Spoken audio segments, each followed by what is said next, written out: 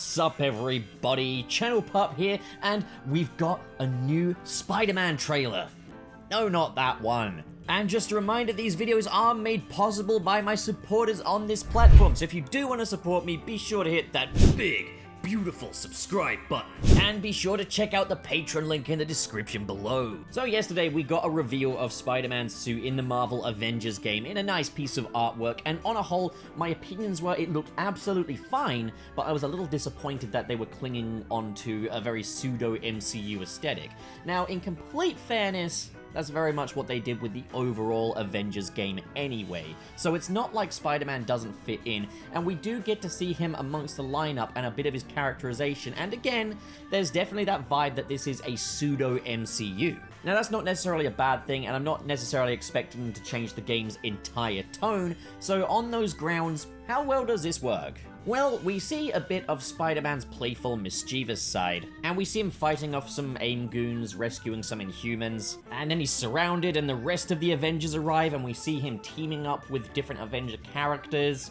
We get what looks like some in-game footage of him with Ms. Marvel, and at the end some jokey interactions between him and the Hulk, which it did have me smiling. So, what do I think of this trailer? It does absolutely what it needs to do, and it does it well. Like, Spider-Man, when he rocks up, should steal the show. And he absolutely does here. He feels like he's always been present. It feels like we're just dropping by with Spider-Man again. It's very much an amalgamation of kind of Spider-Man tropes that we know already, but that does appear to be kind of what this game is going for. And that, I'll say this, it makes sense for an ensemble lineup. Like, when you have this fan-favorite character rock up, you want them to be very recognizable in as many ways as possible. So, like, the way he behaves is very much akin to the Tom Holland Spider-Man. His suit is very akin to kind of like a combination of the Tom Holland Spider-Man and the Marvel Spider-Man 2017 series. And while we're on the matter of the suit, as I said, in the reveal image, it looked fine, but we get much more close-up looks at the suit here. And I gotta say, the more we see of this in close-up shots, the more I really like it. The eyes definitely seem to take some inspiration from kind of Superior Spider-Man in the way that they kind of hook over at the center. I really like the technological shape of the webs. They're really angular, and I think that works well for a very techie Spider-Man, which I'm guessing is what they're going for here. Love, love, love, love, love the shades of red and blue that they've gone for, and the kind of contrast between that and the kind of gray lining and the gray webs. That looks really, really nice. And you know what? They've actually done something new with the webs that we haven't really seen before, and it definitely works here. The spider on the chest.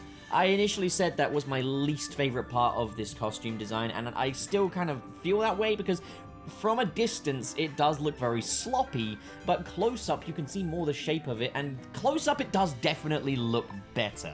I would say as far as, like, the high-tech Spider-Man emblem goes, the MCU definitely did it better, but this isn't terrible. Like, close up, I see what they're going for. From a distance, it doesn't look right. And I think that's just an example of kind of like the spider kind of being a little over-designed. I can see why it's as big as it is, for definite. I think the lines around the red sections, so like the kind of the dark borders, they look really tasteful as well. They're definitely not as thick as like the MCU version, but they're still nice. I still prefer when the blue sections don't have constant lines going, like tech lines all over it and panels and stuff. But this works.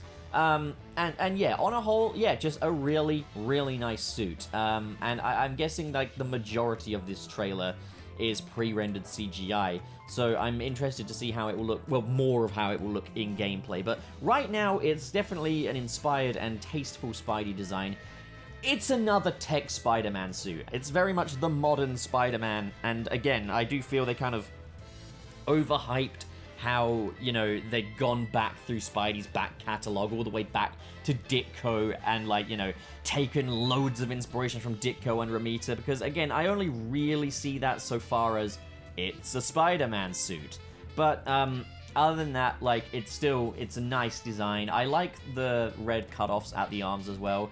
It definitely works with a realistic Spider-Man design, I would say. Like, I do like the red arm stripes, but I think if you're going for quite a flat design like this and keeping it quite clean, it does make sense to kind of cut off at the shoulders. That way the red doesn't swamp it too much. And yeah, I think that looks nice. On a whole, I like it. I like this new Spider-Man suit. There's a lot of really nice shots with it, a lot of really nice Spidey poses. There's definitely certain elements of it that look better up close. Loved seeing Spidey with the whole lineup of the Avengers standing there facing off against the A.I.M goons. That was awesome. That was a special kind of awesome, in fact. And I'm looking forward to seeing what alt costumes come with it. So yeah, on a whole, very visually striking trailer, very exciting stuff. It does look like Spider-Man will have some really cool web-swinging abilities that we haven't necessarily seen before, which is good, because I was a little worried that, you know, his gameplay would just consist of basically Black Widow's grapple gun, or the stretchy powers, effectively, like, as in, like, the change to web swinging would just be cosmetic, but it does look like it is a very different overall gameplay style, which is awesome. Which is really cool to see. I can't wait. Really hyped by this. I don't think it's ever going to be as, like, iconic as, like, Spider-Man PS4 or anything like that. And I must say, on the subject of exclusivity, I get why they do it. Like, Sony will have offered them a buttload of cash to have Spider-Man be a PlayStation exclusive. All the same, I do feel for non-PS4 players at the same time. Like, I'm laughing all the way to the bank, effectively. Like, I've got a PS4. That was my console of choice for this generation. But, here's the thing, is, on the PS4, we already have fucking perfect Spider-Man games that, like, Xbox users are already missing out on. And, like, I think, like, you know, it would be nice for Xbox and, PC players to be able to play a good Spider-Man game, to be able to play this as, like, an alternative. But all the same, like, I get the feeling that in a post-Spider-Man PS4 world, Sony almost kind of wants Spider-Man to be a mascot of the company, and they want Spider-Man to be a mascot of their console as well. So I get why they wouldn't necessarily want Spider-Man on other consoles. They like having that exclusivity. I get why they've done it as a business decision, and I'm sure those greedy bastards are probably hoping that this will sell more PlayStations. But bitch, you gotta have PlayStations to sell PlayStations. You know what I'm talking about here. The PlayStation 5 scarcity. What is up with that? I'll tell you what's up with that. Basically, there is a chip in the PlayStation 5. Like a GPU computer chip. I don't know the actual terminology or jargon or anything like that. But basically, in the rise of, like, Bitcoin and blockchaining, it's driven a lot of, like, the prices and scarcity up on certain types of computer chips, which are used in blockchaining, basically. So, basically, there's not a lot of these chips around, so they can't really produce that many PlayStation 5s. Now, the workaround is that Sony could replace the chip in the PlayStation 5 with something a bit less, you know, scarce. This would mean that PlayStation 5s in the future are slightly lower spec, maybe, or maybe they're a little higher spec, but they're more expensive. Either way, PlayStation users that want a PlayStation 5 are getting fucked 6 ways from Sunday. So all the same, I guess it is a bit of a soothe on the wound that we can still play Spider-Man on our PlayStation 4s. But yeah, that's that. Like, yeah, I really like this trailer, really promising stuff. Like the way Spidey looks, like his characterization. It's very much, you know, a clone of the MCU Spider-Man. But as luck would have it, I fucking love the MCU Spider-Man. Fucking eat me. Well, yeah, that's me done. What do you guys think? Be sure to comment below, and I will definitely read through them, even if I don't respond.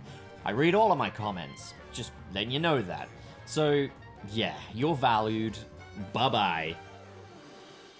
So what do you guys think? If you enjoyed this video and you want to support more like it, be sure to hit that big, beautiful subscribe button. And of course, in the description below are links to different social media feeds, including the Patreon. If you're feeling extra generous, like the following people, who are David 20 Covers, JK Strife, Marcus Ward, Sirius the Skeptic, Biotinarts, Mr. SP, Sergio, George is Lost, Legendary Ray Ray, Cheesemaster769, Adam Myers, and Fayalan Schwarzentraub. Thank you guys, you are the best of the best, but as for the rest of you, thank you so much for watching, guys, and have a great day.